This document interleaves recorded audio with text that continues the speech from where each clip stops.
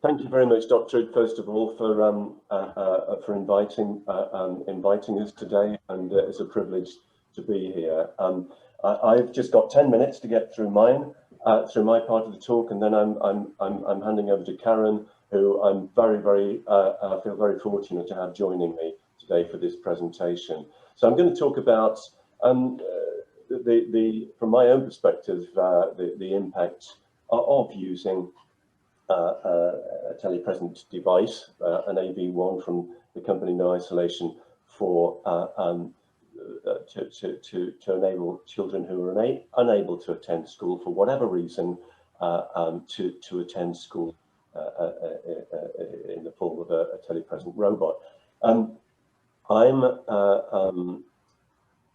my own point of view, I'm just one second, sorry. Debate that.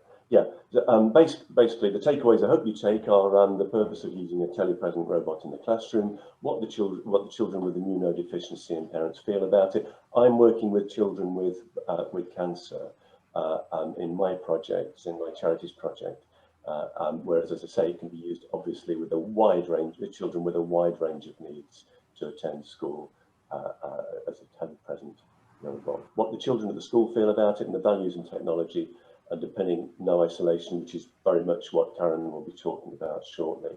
Okay, what kind of telepresent robot? Well, these are the sorts of telepresent robots that you might have seen pictures of. This particular one, the No Isolation robot, looks like this, and his head turns. It does have some facial expression. Karen will tell you more in a moment. And here's a lad who looks as if he's doing his homework at home. In fact, he lives in a top flat. He has an immune deficiency, and he's having cancer treatment, can't attend school. And in fact, he's attending via the iPad. He's using the iPad there so that he can see what's happening in the classroom through the eyes of the AV1. Here's Benjamin. I'll start by saying, this is Benjamin saying a few words for himself about how he feels. And I hope you can hear this. It's really good to have a robot. I can see everyone in my class, and they can take the robot outside. You can talk to your friends and you can see them. Okay, and here's his mum, and here's what she feels about it. Benjamin says what he likes best about the robot is being able to see and chat to his friends. I feel it helps him stay involved with his class and helps reduce the isolation that many children feel as a result of missing school. It also helps him stay on top of his schoolwork and not miss out. Here's Sarah, and the picture on the left is just a few days a year last December before she was diagnosed with cancer, and there's a photo on the right receiving chemotherapy, which she has to quite frequently. Here's a photo from when we took the AV1 to her house, and then it went into school, and the robot is now in school attending instead of her. She's able to look around the class and she's able to join in lessons. Here she is really getting stuck into a science lesson. Here she is, Seren, when she's attending a class here on the video. I think this one was about ecology, in fact, that lesson. And here she is, she looks as if she's just staring out of the window here, but in fact, it's when she was last in hospital for a lumbar puncture for high-dose chemotherapy, and there is an iPad there that she's attending the classroom with. This is what her mum says. The AV1 supports Seren not just educationally, but emotionally too. It keeps her part of her friendship groups. They have shared experience, and for children, that's what binds them. I've tried my best with home teaching, but as many more parents now know, nothing motivates your child in the same way as working with a group of their peers. Seren has an identity in her class. She is someone. Without the AV1, she would have become a distant memory. She's been, as I say, it's getting on for 2 years now that she's been in and out of school. Because of the pandemic, we all know how lockdown feels. Imagine feeling like that and being sick and having cancer. The AV1 is a lifeline. This is Sam. He was absent from school for over 3 years. He's the young chap who actually started this project. He's what made me decide to start this as a spin-off project from our main work as a charity. And he designed, you know, he used to spend at least some of his time, his long hours, designing cartoons. He loved cartoons and loved stories, loved reading. And this is one of his characters, Bubble Boy. And here are some children, because his own school, when we introduced the robot, they took a little longer than one might have hoped to go through the necessary procedures to agree for him to use it. In the meantime, we managed to find a very, very, very positive school. Not his own school, but he was able to connect with them during break times and lunch times. And this is what the three children at the school felt about it.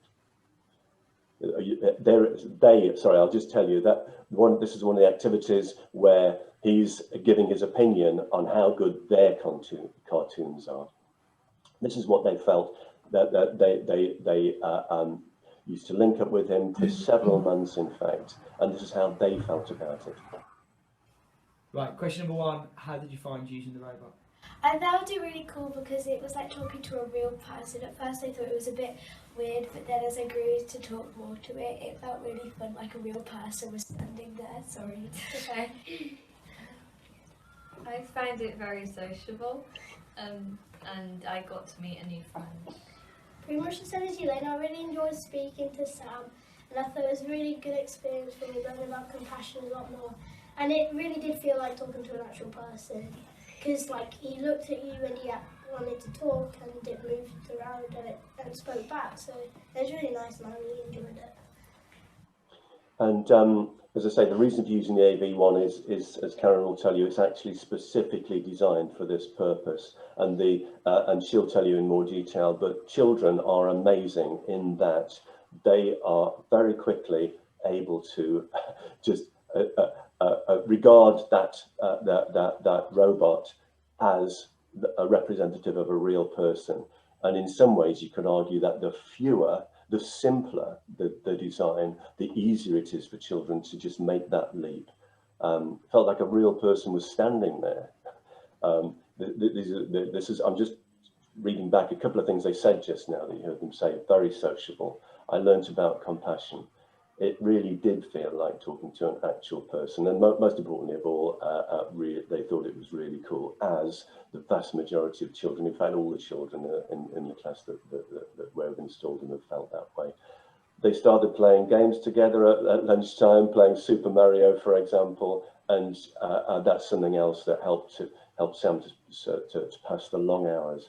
Sadly, Sam passed away just over a year ago, just under a year ago, I'm sorry, and his mother has now actually started a campaign to persuade more schools to take up the use of this technology. And this is what she says. After 3 years, Sam's mental health had deteriorated significantly as a result of the extended isolation and continuous treatment. There was definitely a positive lift when he started to use the AV1.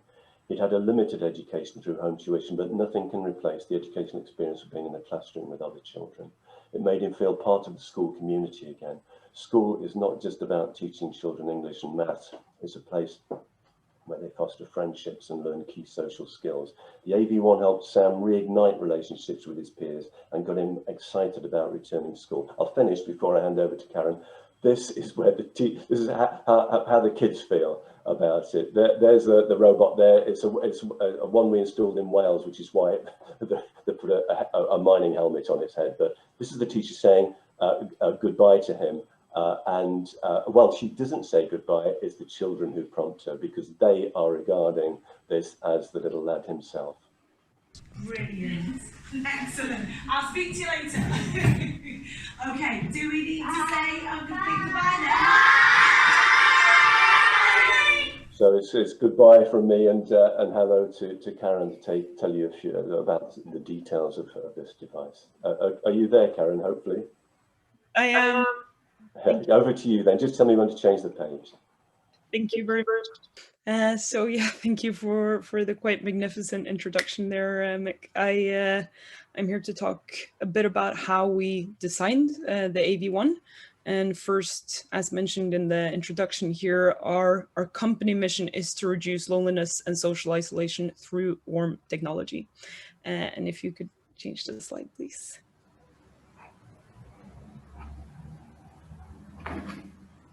We started in 2015, knowing that me and my two co-founders, knowing that we could potentially build any type of technology. We're slightly cocky in thinking that, but we're quite clear that if we were going to start a company, we wanted to start something that we could work with for the rest of our lives and try to solve a problem that would actually matter. And then a friend of mine, she worked as a nurse on a children's ward and talked to me about how these kids lying there were only meeting their families. And how it was obviously incredibly hard for them to connect with the outside world. So Marius, Matthias, and I, we started looking into this, and we found, first of all, very lacking statistics, but quite dramatic data about what happens to the kids that are left out of school for a long period of time. So we tried to build our own statistics, tried to get an overview of how many kids are we talking about here.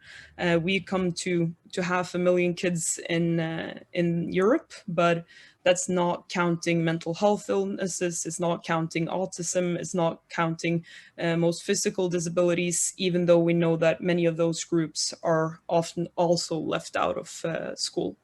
And next slide, please.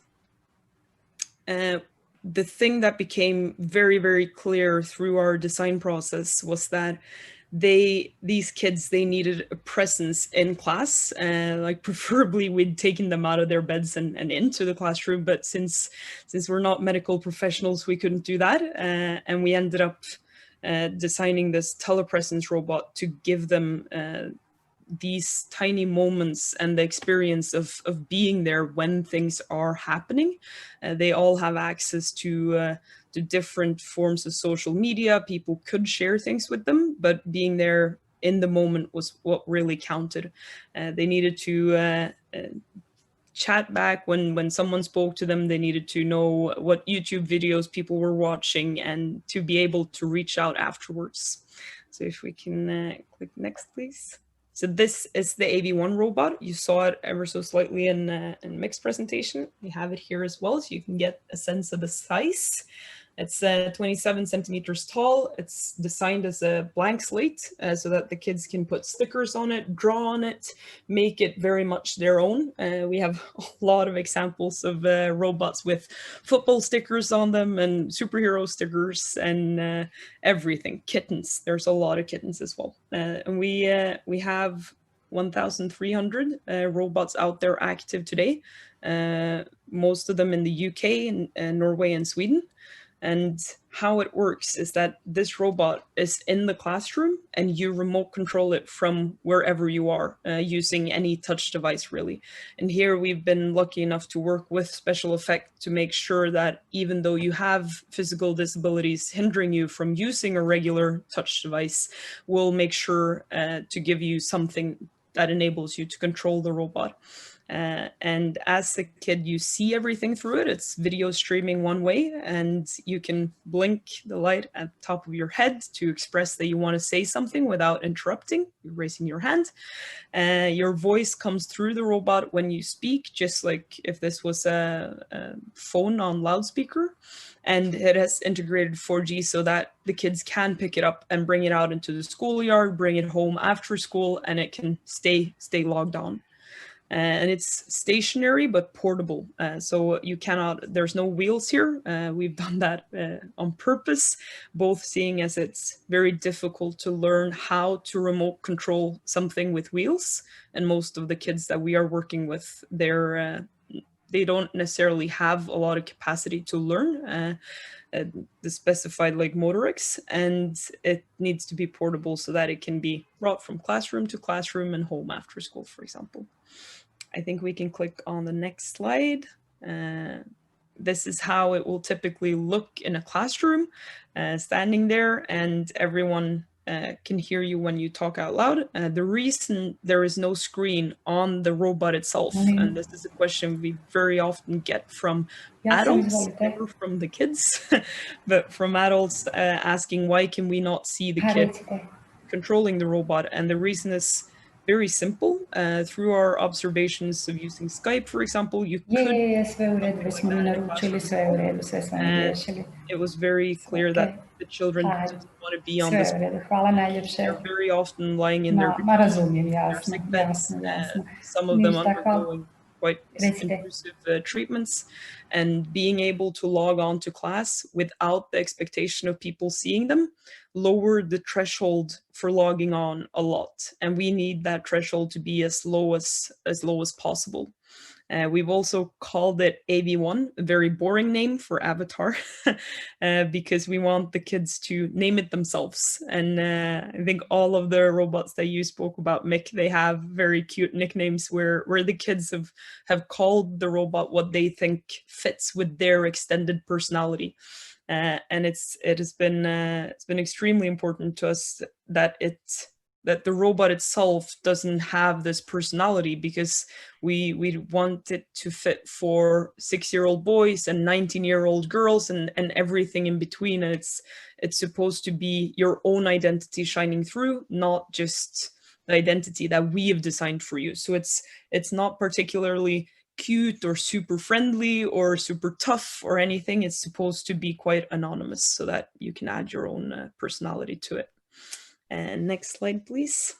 So it's controlled through an app. I think you can leave it here. And the kid has this app on a tablet or a smartphone, and they typically use touch to control how the robot moves. You can also see the tiny emojis on the side of the screen there. And they are used to control the motions in the eyes of the robot. So you can, it's LED lights behind the eyes of the actual robot. So if you're feeling sad or if you're feeling very curious or happy, then you can kind of add those settings so everyone in class will see your expression change. And to the way left there, you have the audio symbol. And there's actually a whispering option if you want to say something very quiet to the person sitting next to you and knowing that it's not going to be shared with everyone. And then it's been extremely important to us, and we realized this in our basically our first week of working with this, that we were probably going to put cameras in classrooms, meaning that we are entering a minefield of privacy concerns. And we showed up actually to the Norwegian government's privacy agency, like national thing, and they helped us navigate the rules and how we can send data without storing it, how we can avoid like what would you call it, exposing these kids in any ways, both the kids in the classroom and the kid using the robot. All of these concerns needs to be designed in. So now it's an end-to-end encrypted video stream that only the child who owns the robot can log on to. And I think there's one final slide where you see more of the app, but that was everything I had.